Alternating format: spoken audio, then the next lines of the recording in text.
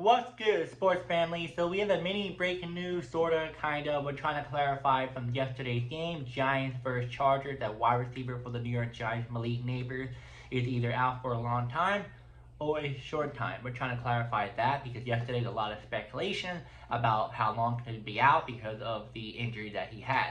So let's get into it now.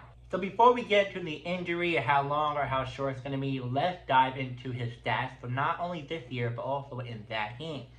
So the 2025 season stats, through the first 3 games of the 2025 season, Nabers had 16 receptions for 251 yards and 2 touchdowns. His average yards per reception was 15.7 yards, which is really good. He was leading the Giants in receptions, receiving yards, and touchdowns entering week 4. Now, in the game, Giants versus Chargers before the injury, he had 2 catches for 20 yards, so 10 yards per catch. Then, as you know, the injury happened, and this is how it all happened. So during the Giants Week 4 game versus the Chargers, Nabers was carted off the field after suffering a knee injury in the second quarter. He grabbed his right knee after coming down from a jump for a downfield pass.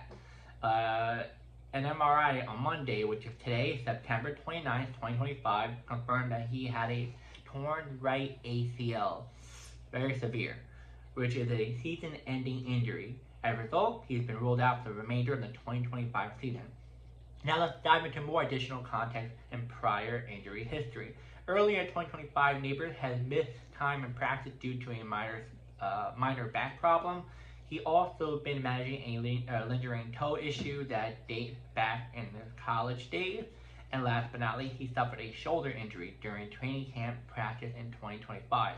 And that was treated as a more scare and did not require extended time away. So a lot of you would be like, oh, maybe those injuries caused him the ACL. No. That is totally separate body part that's gonna really injured that part. I mean, you're gonna say the toe part is yes part of your leg, but it doesn't really, do a whole lot to your ACL. One little toe is not gonna do a whole damage to your ACL. Now, you may think maybe it's just the field conditions, maybe it's just him not practicing the right way. What is it? Well, you can say it could be your body, you're not taking care of your body, but everyone in the NFL gets injured, unless maybe you're Tom Brady.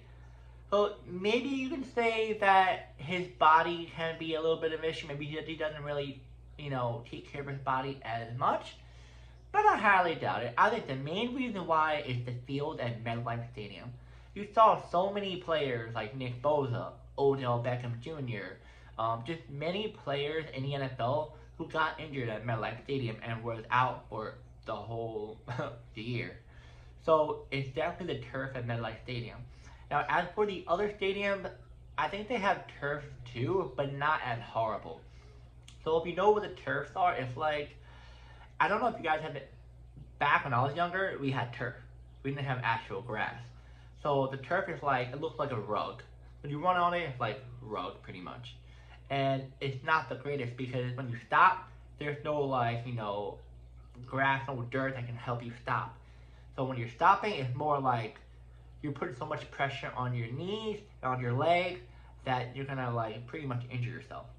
So yeah, that's what I can pretty much explain to you about the turf. But yeah, man, it's crazy though. So many talented players, even Odell Beckham Jr. He got 2 ACLs. One with the Giants, I think another one with a different team. I think it was the Rams, if I'm correct on that. Might be right, maybe it's the Browns. But even him, the turf was an issue. It's sad, man. He's a really talented player. I'm rooting for him. And it kind of sucks for the Giants now. The Giants don't have a star wide receiver now. They have a bunch of role player guys. So it doesn't look good for the Giants. Now, let's go over fantasy impact. So, as you know, Malik Nabers is out for the whole season. So you gotta drop him. You can't put him IR. You gotta drop him. If you have any of the Giants wide receiver, pick them up. It sounds like Shepard might be, I think it's Shepard if I'm correct on that. I'll put the name right here. Might be the #1 guy for the Giants, but it may be others that might be above him. But right now, that's what I think. Who's going to be the #1 wide receiver for the Giants right now? Maybe the Giants will bring someone in, but I would say pick up Shepard, any other wide receivers from the Giants on your fantasy waiver wire. As for Jackson Dart, it kind of blows because he could have a huge impact in fantasy with Malik Nabers, but without him, I think he will give a good impact, just not as what he did this past week. I feel like it might hinder him a little bit though. But yeah, guys, let me know in the comments if you're a Giants fan, how do you feel about this, and how you think the Giants, team's gonna do going forward.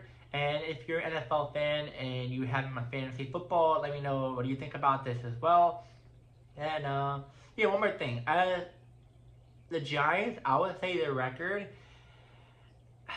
I'm not sure if they're gonna be like a playoff team or not.